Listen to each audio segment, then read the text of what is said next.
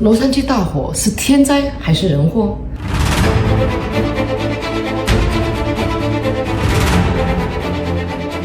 新年呢，中国人都会说红红火火。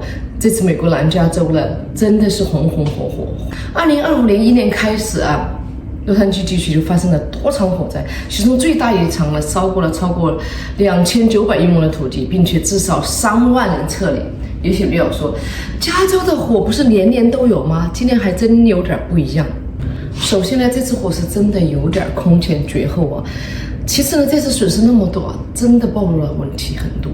第一，保险公司居然在大火发生前呢，取消了一些地区的火灾保险，让很多人遭到了巨大的损失，还无处索赔。哎呀，由此不难看出啊，为什么路易吉枪杀保险巨头会有那么多人拍手称快。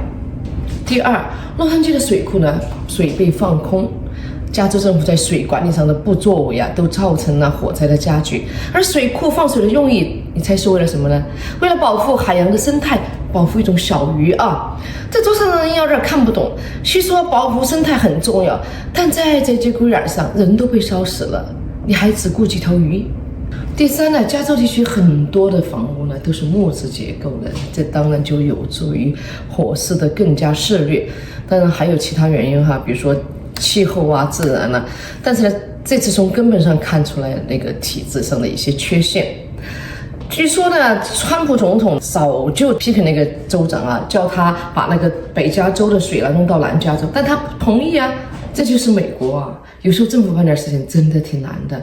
高度自治的后果呢，就是联邦的行政令有时候真的很难实施。很多地方的政策和行动呢，都缺乏大局观和大格局。